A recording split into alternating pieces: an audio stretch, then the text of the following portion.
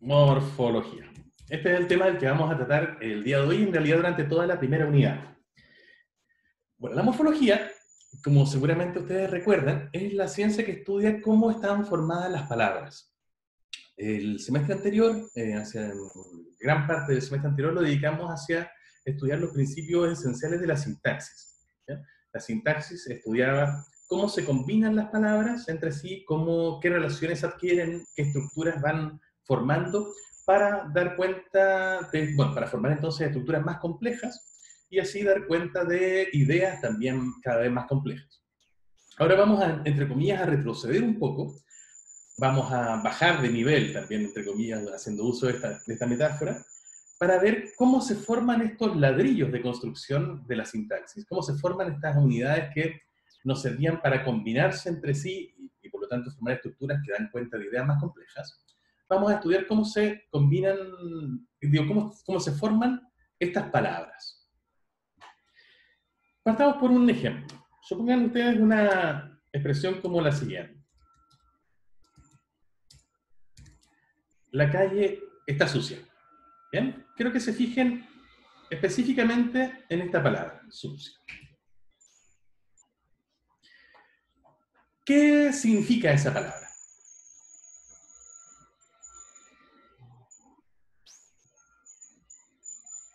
No, esto no es ninguna pregunta tramposa.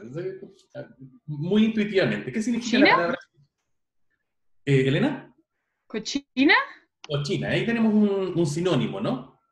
Podríamos decir que sucio, entonces, tiene la idea de la cochinés, ¿no? Aquí me van dando otros significados por el chat, ¿cierto? Cochina, no limpia, ¿cierto? Carece de limpieza, perdón. Ya. Creo que estamos todos de acuerdo en que la idea de sucia, que está en esta palabra, sucia de la calle está sucia, nos da la idea de una cualidad, ¿cierto? Que tiene como sinónimos cochina, o una expresión como no limpia, o ya elaborándolo un poco más como carece de limpieza. Es un cierto tipo de propiedad. Perfecto, creo que estamos todos de acuerdo con eso y es bastante evidente. ¿Qué pasa, sin embargo, si comparamos esta palabra? Uy, perdón, creo que me sonó un... Voy a salirme de los chats, se me olvidó eso. Lo siento. Ahí sí. ¿Qué pasa, sin embargo, si comparamos la palabra sucia con una palabra muy parecida? Sucio. ¿Qué tienen de común y qué tienen de distintos? ¿Qué es igual y qué es distinto entre sucia y sucio? Que el significado de la frase de oración es lo mismo que está sucio, pero no hay concordancia con la calle está sucia, la calle está sucia. Como que Toda la no. razón, toda la razón, ¿cierto? En términos de la idea que veníamos diciendo recién, ¿cierto, Carla? La idea de la cochinés, de la no limpieza o de la carencia de limpieza, sucia y sucio son iguales, son completamente equivalentes. Las dos aportan exactamente el mismo significado. Sin embargo, Carla, te pido que me interrumpas de nuevo. Tú me decías que hay un problema de concordancia, ¿no? ¿Nos podría profundizar un poco en Sí, eso? o sea, no sé si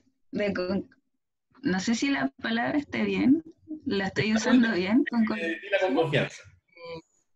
porque la calle está sucia, como el artículo la me da a entender que es como algo femenino, aunque calle no tiene género, pero la calle está sucia es como que la con sucio no, agramatical, como dice Estefanía, creo.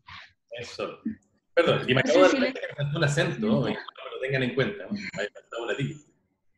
Ya, ahí sí. Pero tienes toda la razón. Una corrección, eso sí, la palabra calle sí tiene género. sí. Sí, Oh, tiene vaya. género, y de hecho tú lo acabas de ver, porque no es que sea el artículo el que le esté dando el género. De hecho, si yo tengo una, una, una oración o una cláusula, una expresión en que no esté con ese artículo, por ejemplo, mi calle, digo de ella algo, puedo decir mi calle es bonita, pero jamás podría decir mi calle es bonito. Y eso es porque la palabra calle ¿Verdad? tiene el género femenino, a pesar de que no tenga ninguna forma externa de manifestación. Vamos a volver después sobre ese Ya. punto. Pero de todas maneras tienes razón. Eh, como dice Stephanie también, o Estefanía, perdón, la calle está sucio sería agramatical, como dice Francisca, a pesar de que la cualidad sería la misma. Bueno, eso nos muestra que sucia o sucio no solamente tiene el significado de cochino, no limpio y carece de limpieza, que lo tiene, sino que además de ese hay al menos un significado más, o al menos una información más, ya que aquí la idea del significado se puede volver un poco difusa, ¿no? Y esa información es que además de la palabra sucia, significar cochina, no limpia, carece de limpieza, también está la idea de femenino, que contrasta, por supuesto, con sucio, que tiene la misma idea de la cualidad cochino, no limpio, carece de limpieza, pero que en oposición a esto es masculino. Y como Carla decía muy bien, ya que la palabra calle es una palabra femenina, necesariamente si luego menciona una cualidad de la calle, una propiedad como la suciedad, tiene que concordar con ella y decir la calle está sucia, y no decir la calle está sucio, porque en ese caso se produciría una agramaticalidad y bueno, no es algo que nosotros tengamos que recordarle a la gente, ¿no? Ningún hablante de español diría nunca, un hablante nativo, ¿cierto? Nunca diría la calle está sucio, porque simplemente va en contra de las reglas que tenemos almacenadas mentalmente. Esto no es algo, no tiene que venir el famoso profesor Banderas, ¿se acuerdan? O, o un miembro de la Real Academia Española, nadie le dice nunca a nadie, no diga la calle está sucio, porque es un error que nadie comete, salvo, por supuesto, una persona que está aprendiendo español como segunda lengua o algo así. Nadie que tenga el español almacenado en su mente comete ese error. Bueno, lo que acabamos de hacer es darnos cuenta de que en una palabra, como sucia, que forma efectivamente, que es una palabra porque es una unidad que establece relaciones sintácticas con su entorno, hay al menos dos unidades en las que podemos separarlas. Una, que nos indica el significado de carece de limpieza, y otra unidad que nos da la idea de femenino. Perdón.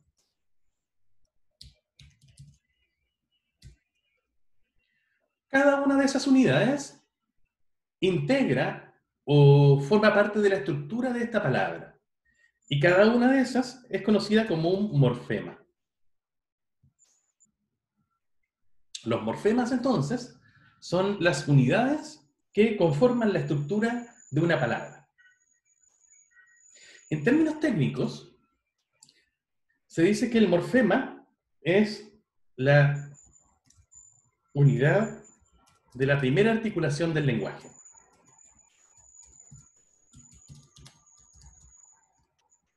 ¿Habían escuchado algo como esto? Sobre la idea de la primera articulación.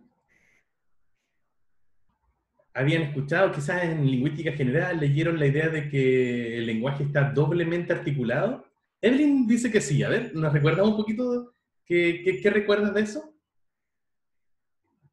Más o menos. No es necesario que lo cites.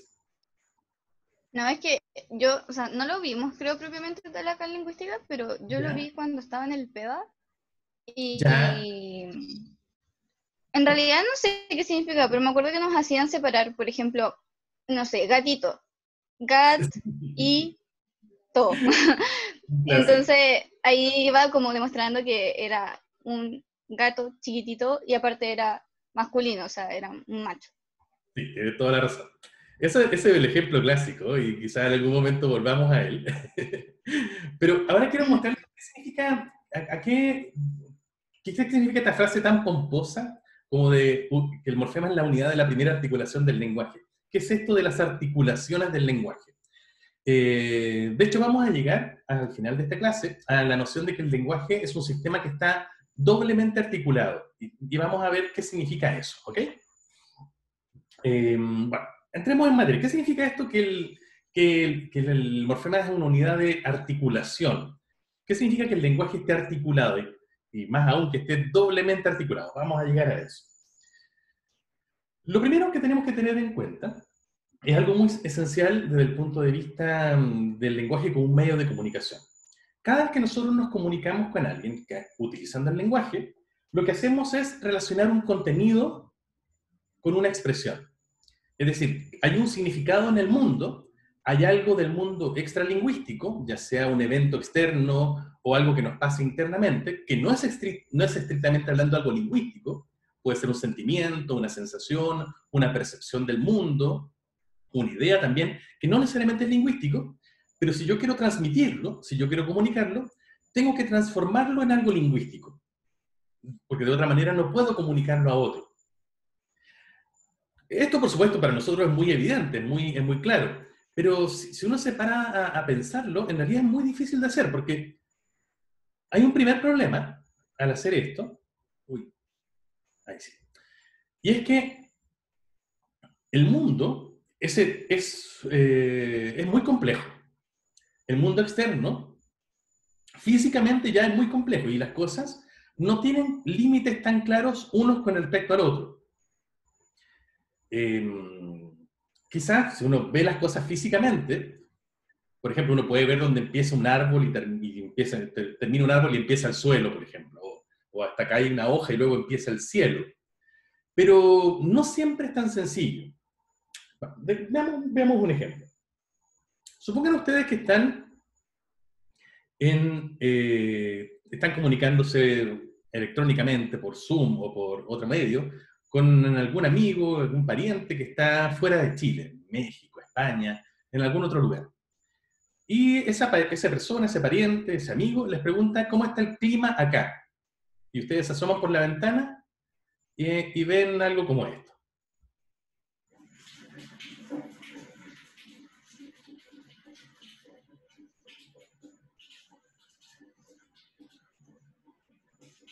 ¿Bien? ¿Qué le responden? ¿Qué le dirían a su amigo, a su pariente? Está helado, ¿cierto? Está helado, está lloviendo, ¿cierto? Está horrible, está lluvioso. Ahí tenemos varias alternativas, ¿no? Pero me quiero centrar en una de ellas en particular, la idea de lluvia, que seguramente es la más evidente dentro de las que vimos. Ahí si se fijan, bueno, en cualquiera de estos ejemplos, cualquiera de estos constituye una expresión lingüística. Está helado, está lloviendo, está horrible, está lluvioso. En todos estos casos, lo que hemos hecho es fijarnos en algo del mundo que no es lingüístico, ¿no? Hay una noche oscura, como vimos recién, agua cayendo, sentíamos el chapotear de las gotas, y para transmitirlo a una persona que no está compartiendo la misma experiencia, lo que hacemos es usar el lenguaje en una expresión como está lloviendo, está lluvioso, etc. Eso parece obviamente muy automático, muy evidente, pero es más complicado de lo que uno podría querer. Porque, por ejemplo, miren, fíjense, uno de ustedes decía, Etienne, decía recién, está chubascando. ¿Cuál es la diferencia entre una lluvia y un chubasco?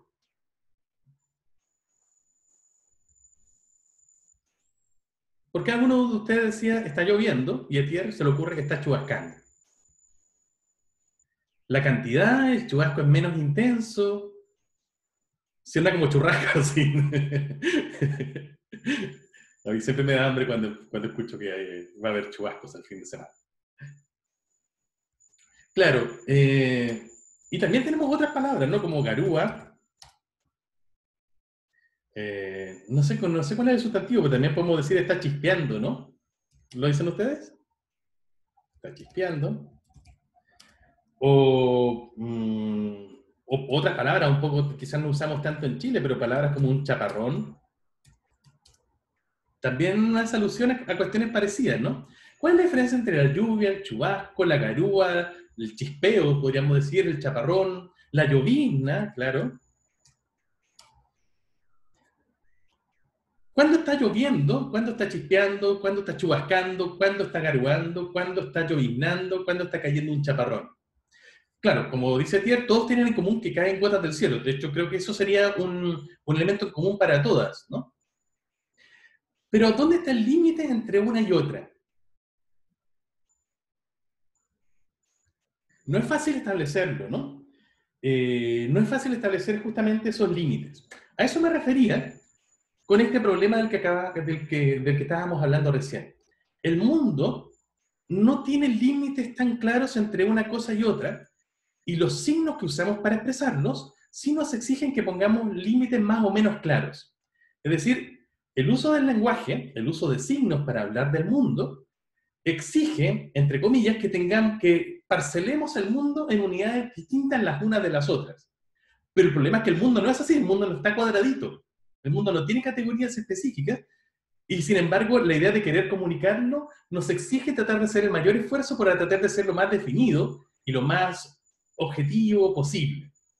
Ese esfuerzo, justamente, de tratar de analizar, de separar, de dividir el mundo, es lo que llamamos una articulación. Cuando hacemos eso, estamos tratando de articular el mundo. Tengo una duda por el chat. A ver, Evelyn dice, de los 4 ejemplos, uno no anuncia que está cayendo agua del cielo. Necesita un contexto. A ver, Evelyn, ¿lo puedes precisar un poquito más? Porque no entendí muy bien la pregunta. Ya, es que el primero dice que está helado, me equivoqué, porque pensé que todos decían que estaba lloviendo. Bueno, pero el otro dice que No, está pero lloviendo. también puede ser, de hecho, y eso es importante, porque si te fijas, otro problema que tiene el lenguaje es que solamente es capaz de dar cuenta de una cosa a la vez. Está lloviendo no implica necesariamente que esté helado. Eso obviamente depende mucho del país, porque en algunos otros países llueve con calor, ¿cierto? Aquí suele llover con frío, pero no es obligatoriamente así. Y de hecho, cuando uno capta una situación ambiente, capta al mismo tiempo que está lloviendo, que está helado, que está oscuro, que está horrible, como alguien decía por ahí, pero no necesariamente eso tiene que ser así, y sin embargo lo captamos al mismo tiempo, porque la situación da todo eso de manera simultánea, pero yo al expresarlo lingüísticamente solamente puedo expresarlo una cosa después de otra, porque la lengua oral es una lengua secuencial, el medio de expresión es secuencial. Así que claro, ahí tenemos un problema. Así que no está mal lo que tú dijiste, solamente te enfocaste en otra cosa. Pero perdón, te Entiendo. interrumpí. Disculpa, Evelyn. Pero el tercero dice que está horrible. Entonces siento que los otros sí como que expresan algo relacionado con el clima, que está frío, que está cayendo agua del cielo, pero el horrible siento que necesita como un contexto, como que la otra persona tiene que saber que a mí no me gusta el invierno, porque a lo mejor a mí me gusta el invierno y voy a decir, oh, está hermoso. Claro, tienes toda la razón. De hecho, claro, la diferencia entre está helado, está lloviendo, está lluvioso, es que esas tres, con respecto a está horrible, es que esas tres primeras, entre comillas, uno podría decir que son más objetivas, ¿no? En cambio, está horrible es una combinación del exterior con tus sentimientos hacia el exterior, lo que es más complejo todavía, porque ahí ya, como tú dices muy bien, estamos mezclando un estímulo externo del mundo con algo que provoca en mí. Y eso sí que tiene límites más difíciles de establecer todavía. Tienes toda la razón. Entonces, claro, en efecto, también como dice Carla, depende del lugar, depende de los contextos. Los contextos son importantes, pero si, vamos a tratar de aislarnos un poquito de los contextos, porque cuando nos comunicamos, el contexto es siempre importante. La situación en que estamos enmarcados es siempre importante. Y de eso se hace cargo la pragmática, ¿se acuerdan? De cómo los significados puestos en una situación varían de una manera u otra. No nos vamos a tratar de obviar un poquito el lado pragmático por ahora, para dejar los significados que son, entre comillas, un poco más objetivos. Nunca se puede hacer del todo, porque cuando nos comunicamos, cuando hacemos uso del lenguaje, la verdad es que pasa todo al mismo tiempo. Estamos haciendo uso de la gramática, de la semántica, de la pragmática, pero para estudiarla tenemos que hacer estos cortes más o menos artificiales, ¿no? Como recordábamos, como vimos al inicio del primer semestre. Eso es una de las cosas que hace que la lingüística sea compleja y atractiva, ¿no? El hecho de que haya tantas cosas que estamos haciendo a la vez. Pero para efectos prácticos del estudio vamos a tratar de aislar un poquito eso, a pesar de que, de todas maneras, el contexto es siempre importante. Bueno, ¿a dónde iba? Que los límites que hay entre lluvia, garúa, chubasco, etc., no son límites claros. En todos ellos sabemos que hay agua cayendo desde el cielo, pero para darle un signo u otro, para darle una etiqueta u otra a una cosa que esté pasando en el mundo, me obliga a establecer ciertos límites que no son tan claros en la realidad. Cada vez que una comunidad lingüística le asigna una etiqueta a un fenómeno del mundo, algo que pasa en el mundo o algo que pasa también en el mundo interno, lo que estamos haciendo es analizar la realidad y dividirla en sectores, dividirla en partecitas. Y eso es justamente una articulación. Las comunidades lingüísticas, entonces, cada comunidad que habla una lengua distinta, y de hecho una lengua es simplemente una forma de dividir el mundo en diferentes partes. Y las lenguas justamente no coinciden necesariamente en cómo dividen el mundo, en dónde hacen los cortes que les son importantes a cada comunidad. De hecho, ustedes recordarán del semestre pasado, por ejemplo, que existen expresiones en otras lenguas que en la nuestra no existen. Por ejemplo, el famoso caso de utepils, que todos ustedes recuerdan claramente, ¿no? ¿Qué significaba utepils? Del noruego. Eso, como dice Ignacia, muy bien. Chelear al sol, ¿cierto? Disfrutar de un día de sol tomándose una chela. Que son, claro, nosotros podemos expresarlo también, pero no tenemos un solo signo, ¿no? Esto es muy relevante. Lo que estoy diciendo de que las diferentes comunidades lingüísticas parcelen o dividan la realidad en diferentes cortes o en diferentes sectores, no significa que las otras comunidades lingüísticas que tienen otras lenguas no puedan referirse a las mismas realidades. Lo único que significa es que no la han dividido para darle una etiqueta específica. En noruego, por ejemplo, a este evento complejo que es disfrutar del sol tomando una cerveza, que nosotros perfectamente podemos imaginar, le han asignado una etiqueta. En cambio, el español no lo tiene, no tiene una sola etiqueta para eso. Tiene que combinar etiquetas, tiene que combinar signos para dar cuenta de la misma idea. Por eso es posible comprenderlo, por eso es posible hacer una traducción entre una lengua y otra, pero lo que quiero poner de relevancia aquí es que el noruego tomó ese segmento de la realidad que es tomar cerveza disfrutando de un día de sol y le asignó una etiqueta y formó entonces una combinación de un contenido y una expresión. Esa asociación que hay entre un contenido y una expresión es lo que técnicamente se llama un signo lingüístico.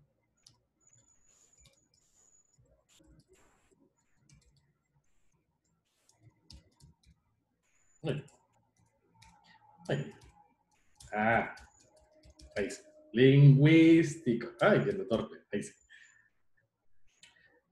Cualquier asociación que se produce entre un contenido y una expresión, es decir, entre algo que hemos dividido en el mundo y una etiqueta que le hemos asignado, una etiqueta verbal que le hemos asignado, es un signo lingüístico. Signo lingüístico es cualquier asociación que hay entre un significado, que es algo que está en el mundo, ya sea externo o interno, y una expresión, o entre un significado y un significante. ¿Bien? Pero como les decía, no todas las sociedades, no todas las comunidades lingüísticas han dividido el mundo de la misma manera que las otras. Y el caso de utepils es un caso patente de eso. Otro ejemplo que seguramente ustedes recuerdan, el caso de esta expresión del yagán, ¿no? El mamilapinatapai, ¿no? ¿Se acuerdan qué significaba?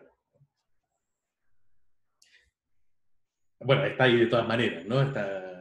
Esa mirada que comparten dos personas, ¿cierto? En la cual las dos desean empezar algo entre ellas, pero ninguna de las dos se atreve a dar el primer paso, ¿no?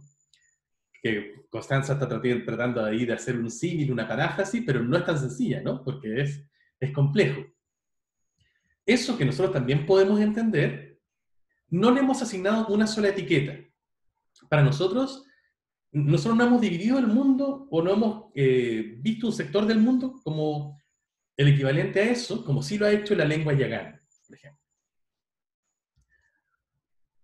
Otro ejemplo, solamente para finalizar, que ahí me encanta. Un ejemplo del alemán, la palabra Schadenfreude. ¿La conocen? Bueno, ahí significa, ¿no? El Schadenfreude alemán es la alegría que siente alguien cuando ve que otra persona está sufriendo. Así, bien malo, ¿no? Pero, dice Ignacio con sentimiento muy chileno, pero no necesariamente, ¿no? Porque esto es alemán.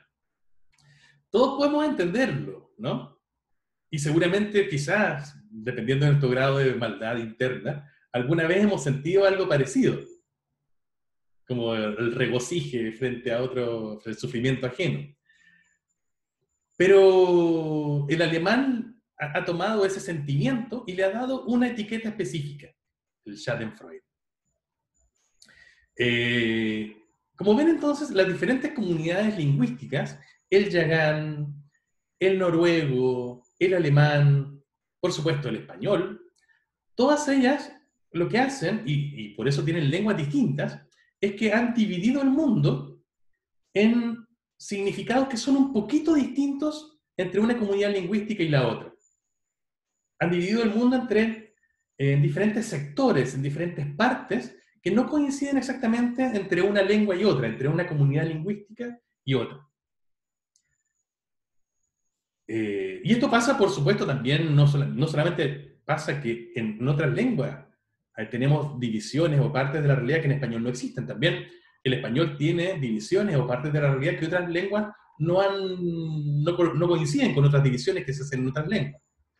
Por ejemplo, se dice, que la palabra sobremesa, ¿cierto? Es una palabra muy española, es una palabra muy castellana, pero que no tiene equivalentes en muchas otras lenguas del mundo. ¿Saben a qué me refiero, no? ¿Qué es la sobremesa?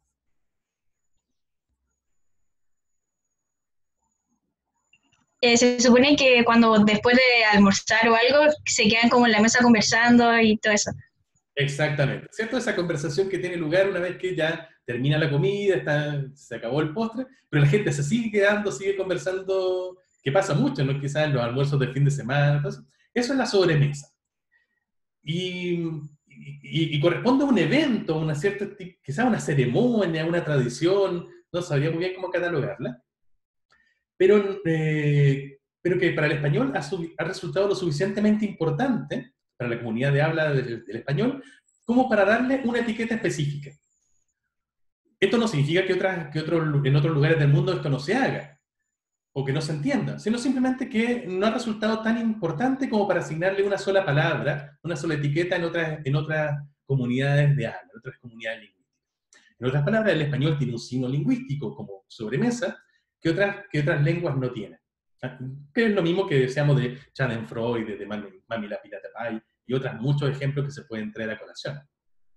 Por poner uno nada más, como vimos al final del semestre pasado, a propósito del genial video de Doblado, ¿no? La palabra huevón del chileno, por supuesto, es una palabra un signo lingüístico en realidad, que cubre un significado que es muy difícil de entender y muy difícil de explicar para otras comunidades lingüísticas, ¿no?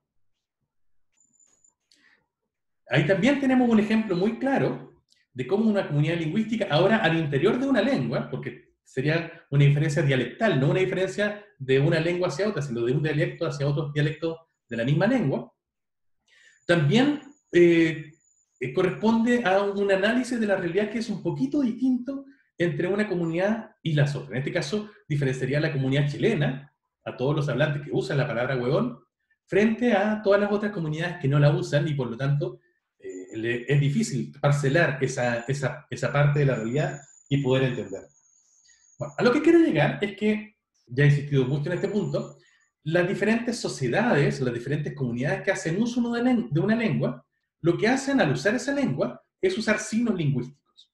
Y usar un signo lingüístico es esencialmente dividir la realidad en trozos.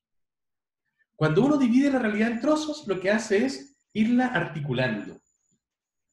Eso justamente quiere decir que el lenguaje esté articulado. El lenguaje lo que hace es dividir la realidad, cuando asignamos signos lingüísticos, es que dividimos la realidad en diferentes trozos y que constituye cada uno de ellos un significado y le asignamos una etiqueta. Eso es justamente articular el lenguaje. De nuevo, esto por supuesto no es tan fácil como en principio parece, y por eso justamente que tenemos lenguas distintas. De hecho, uno de los ejemplos más clásicos es el problema del color. De hecho, Aquí pueden ver ustedes una descripción de cuál es el problema del que les hablo, ¿no? Esta es una broma, por supuesto, ¿no? Se supone que las mujeres ven todos estos colores, que están acá en inglés, ¿cierto? Y los hombres, lamentablemente, ven solamente los más básicos, ¿no? Bueno, no sé cuán cierto sea esto. Ignacia nos dice que los hombres vemos menos color que las mujeres. ¿Biológicamente? ¿En serio? Es que, permiso, no sé cuán Ya. verdad sea, pero en el colegio me enseñaron que los hombres son más propensos a tener daltonismo porque biológicamente no pueden ver tantos colores como las mujeres. ¿Ya? Como que Oye, nosotros podemos ver más específicamente los colores. Es como súper raro, pero mira, no sé cuán verdad sea, no soy científica. ese es un punto interesante. A ver, Etienne nos quiere decir algo también. O sea, la Dale. explicación de eso es porque en la edad de piedra, cuando estaban recién aprendiendo a hacer todas las cosas los seres humanos, la mujer se encargaba de recoger frutos y los hombres se encargaban de cazar. Entonces, cuando la mujer iba a recoger frutos, debía agudizar la vista y eso hizo que viera mejor los colores a lo largo de los años. Sí, ¿sabes qué? Esa Esa es la explicación, explicación científica, explicación como pasó. parecida, ¿eh? Igual, ay, me gustaría, no es que no les crea, ¿eh? Pero dudo. Me gustaría ver alguna evidencia sobre eso, porque suena bien, no lo discuto. Pero suena un poco lamarquiano. ¿Saben a qué me refiero? ¿Sí? Es la idea de que Hola. ciertas habilidades se van desarrollando a medida que uno las usa en la vida del individuo.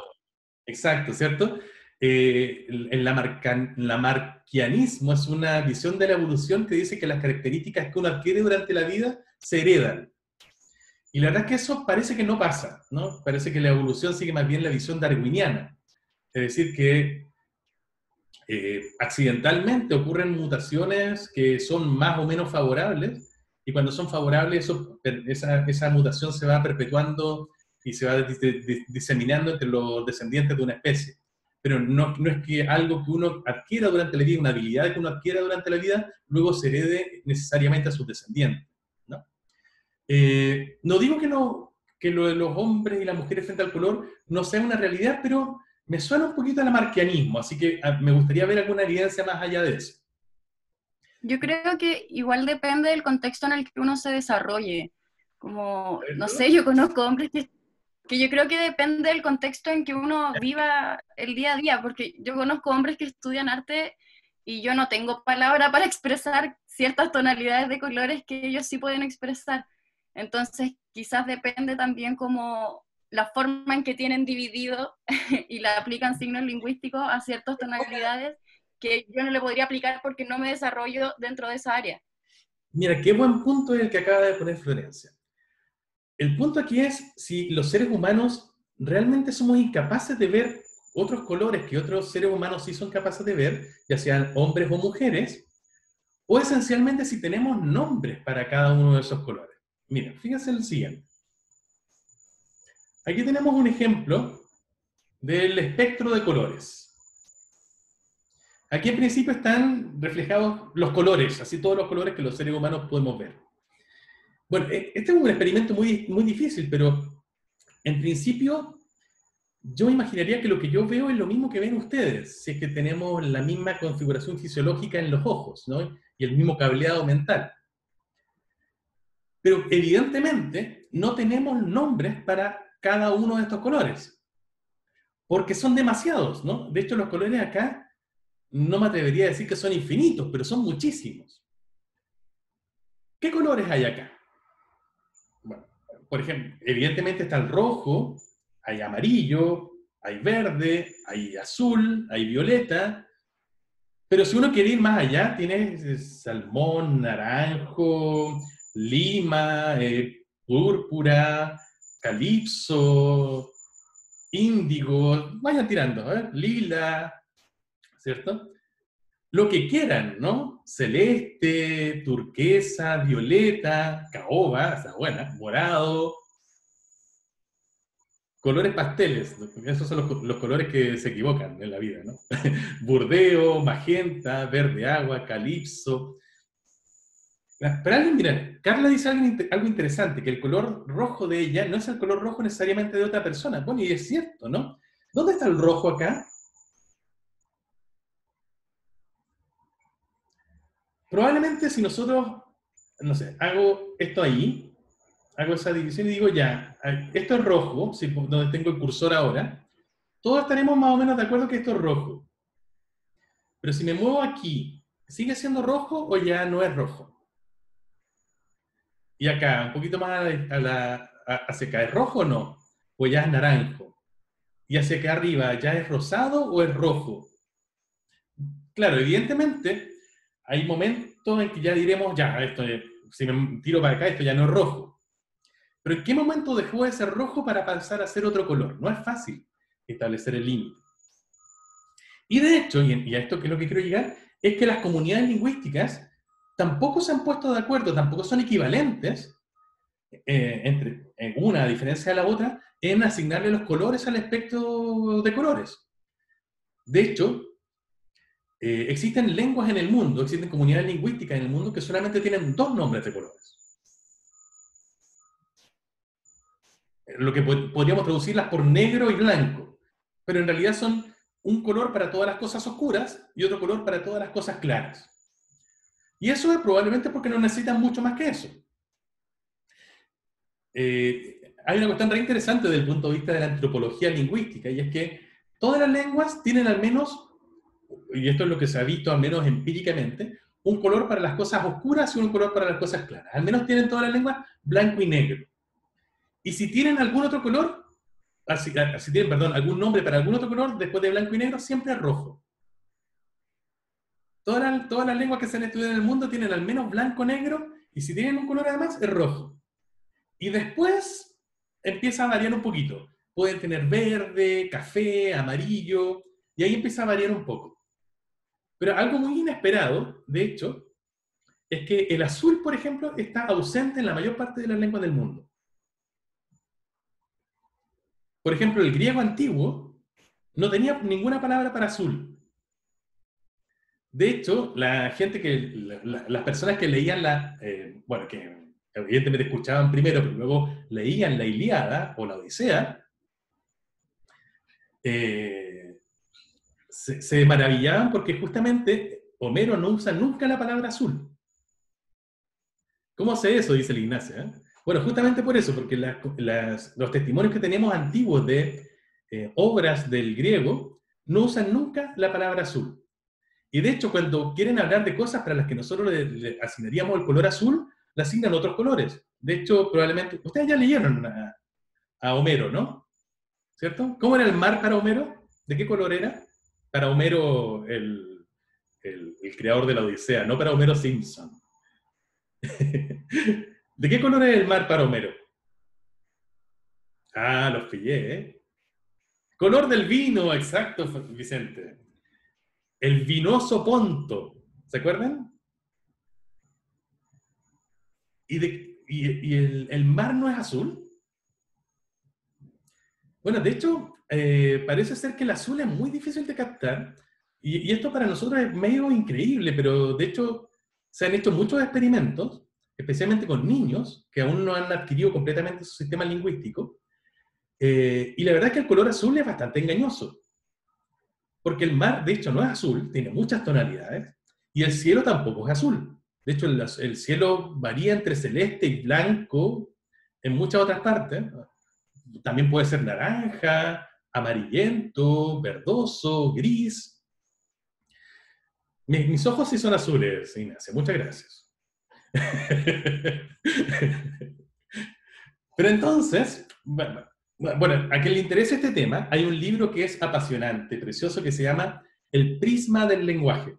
Lo pueden encontrar en internet, también está en la biblioteca cuando volvamos a tener acceso a él, que habla justamente sobre cómo las diferentes lenguas del mundo han articulado la realidad en diferentes secciones, y le dedica toda su parte inicial justamente el problema del color, y parte justamente por el problema del griego, y el griego en la Odisea, y el problema del color en la Ilíada y en la Odisea. ¿Bien? Pero a lo que quería ir, entonces, es que el ejemplo del color es el ejemplo clásico de cómo el mundo no tiene divisiones por sí mismo, quiero decir, sino el color no está dividido, no está catalogado en diferentes partes, sino que nosotros tenemos que catalogarlo para darle un uso práctico. Por ejemplo, las personas que trabajan en informática, en diseño web, por ejemplo, tienen que necesariamente dividir todo este espectro de colores en unidades a las que le asignan ciertas etiquetas para poder trabajar justamente con eso haciendo su diseño. O como decía muy bien Florencia, los artistas tienen que tener nombres para los colores para poder transmitirse entre ellos, bueno, qué color le falta a este cuadro. Mientras más trabajemos con el color, por supuesto, más nombres de etiquetas le vamos a añadir a este espectro y vamos a hacer precisiones cada vez más finas. Pero nunca le vamos a asignar un nombre a cada uno de los colores porque eso sería completamente imposible, ya que ¿dónde estableceríamos un límite en este continuo? Eso es imposible de hacer. Lo que pasa con el color pasa, con ciertas variaciones, con todas las cosas del mundo. El mundo es un continuo. No hay nada que tenga límites completamente fijos. Hay cosas con las que es más fácil, por supuesto, establecer un límite. Mientras más física es una cosa, más podemos establecer una frontera entre dónde empieza una cosa y termina otra. Pero cuando ya empezamos a hablar de situaciones, de sentimientos, de acciones, incluso si uno lo piensa bien, entre una figura y una cosa y la otra, no siempre es tan claro establecer un límite, que hace que los límites que las lenguas impongan, cuando asignan los signos lingüísticos, sean en realidad artificiales, sean análisis que hacen esas propias lenguas, sean articulaciones que hacen esas propias lenguas. ¿Algún otro ejemplo? Con respecto a los sentimientos, por ejemplo. Cuando una persona se siente desagradado con algo, puede, por ejemplo, un pololo o una polola, y viene a su pareja y le pregunta, ¿qué te pasa? Evidentemente la otra persona dice nada, ¿no? Pero si la otra persona insiste, puede decir, me amurré, estoy amurrado, estoy enojado, tengo ira, tengo enojo, tengo frustración. ¿Cuál es el límite entre la ira, el enojo, la rabia, el amurramiento, la frustración, la tristeza, la pena? ¿Cuál es el límite entre todo eso? De hecho, incluso lo más probable es que uno pueda tener un sentimiento que no sea realmente completamente expresable en una palabra. De hecho, alguien te puede preguntar, oye, ¿qué te pasa? No sé, tengo como pena, pero al mismo tiempo estoy enojado, estoy frustrado. ¿Cierto? No es fácil establecer los límites entre los sentimientos. Pero lamentablemente, para poder expresárselo a los otros, tengo que tratar de ponerle un límite. Y esos límites son los que en los que mi comunidad lingüística ha dividido los sentimientos. Y muchas veces pasa que lamentablemente no es tan justo para lo que yo estoy sintiendo justamente en un momento. Claro, caer mal, como dice Anaís, es menos intenso que odiar. Rabia puede ser menos que ira. Estoy de acuerdo. De hecho, podemos establecer ciertas escalas subjetivas, ¿no? Pero no es fácil establecer los límites. De la misma manera, por ejemplo, si nos vamos al otro lado, ¿cuál es el límite entre que alguien te guste, lo quieras, lo ames, lo adores? ¿Cierto? No es fácil eso.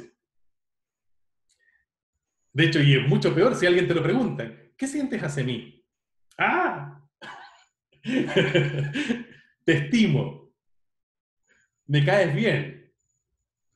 Te quiero. Te amo. Te adoro. Estoy loco por ti, etc. ¿Cuáles son las diferencias entre un sentimiento y el otro?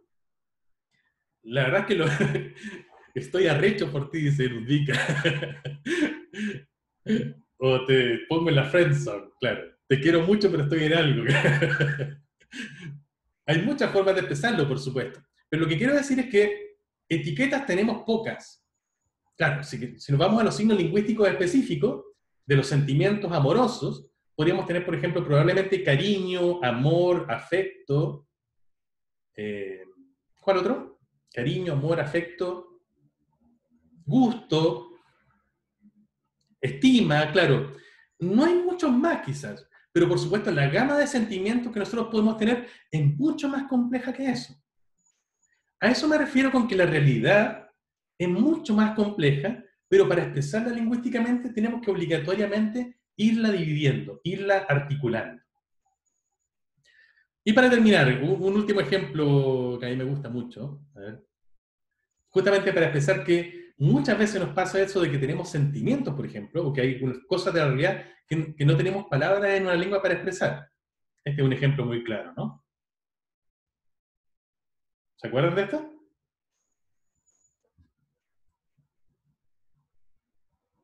Un capítulo clásico de Los Simpsons, ¿no? Claro, Anaí nos dice, Rafa estaba feliz y enojado al mismo tiempo. Pero no tenemos ninguna palabra en el español, o en algunas otras lenguas, quizás en alguna otra lo haya, para dar cuenta de ese sentimiento, ¿no? Que una persona perfectamente pueda estar sintiendo en un momento. Bueno, vamos a dejarlo hasta aquí, no voy a extenderme más, se lo había prometido en esta clase. Pero quiero dejarlos con esta idea. Las lenguas, necesariamente, para asignar signos lingüísticos, y las lenguas son conjuntos de signos lingüísticos, lo que tienen que hacer es dividir la realidad en diferentes sectores, en diferentes parcelas, en diferentes cortes, para poder asignarles etiquetas a esas diferentes cortes. Eso justamente, que hace cada comunidad lingüística de una manera un poco distinta, ante una realidad que es continua, difusa y completamente difícil de dividir, eso es articular la realidad en diferentes signos lingüísticos. Y esa es la clave de qué es lo que son los morfemas. Y eso sí, en qué son los morfemas de manera específica, le vamos a dedicar la clase siguiente.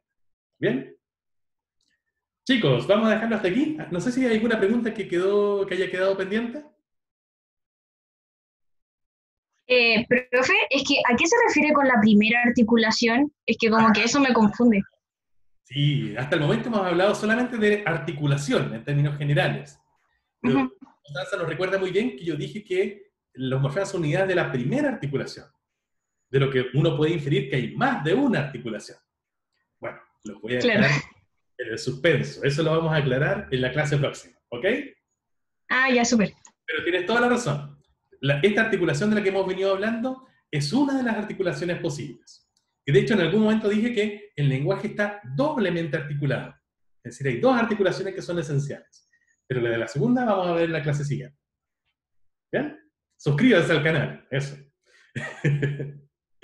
¿Más dudas antes de dejarlos? ¿Profe? Sí. ¿Quién habla por ahí? Sí, me escucha, Nicolás. Yo tengo curiosidad sobre el tema del rojo. ¿Si hay alguna explicación evolutiva para por qué es importante para aparentemente todas las culturas asignarle un signo lingüístico? ¿El rojo? Sí.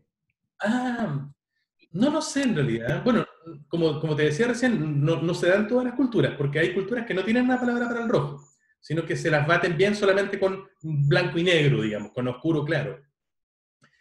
Probablemente el rojo se da en todas las culturas que tienen al menos un tercer nombre para color, porque es un color que es bien omnipresente, ¿no? Porque es el color de nuestra sangre, probablemente, ¿no? Y todas las comunidades tienen experiencia con el sangrado, ¿no? En todas ocurren accidentes, en todas hay enfermedades, y en todas, por supuesto, la sangre tiene mucho que ver con la vida. Ya sea que tengan más o menos desarrollada una visión científica del mundo, pero siempre la pérdida de sangre implica necesariamente pérdida o bien de un estado de salud, o bien finalmente de la vida. Y por lo tanto, posiblemente la identificación de la sangre del color rojo con la vida es algo muy común en las culturas. Puede ir por ahí, pero yo lamentablemente no es un tema que haya estudiado más en profundidad. Si te interesa de nuevo, el libro El prisma del lenguaje, te lo recomiendo ahí ampliamente. ¿Bien? ¿Alguna duda más, chicos? Si no... Sí, perdón. Con lo que estábamos hablando, como con lo que hablamos hoy día, uno podría estudiar entonces la sociedad y las distintas culturas según las palabras que tienen y el lenguaje que utilizan. Porque como hay palabras, no sé, en Alemania que no hay acá, es porque esa acción o lo que sea a lo que le ponen signo lingüístico es un poco más importante que acá. Sí, Quizás. en principio sí, sí. Y de hecho esa es la base que hay en muchos estudios de antropología lingüística. Esto tiene consecuencias bien interesantes para la filosofía del lenguaje.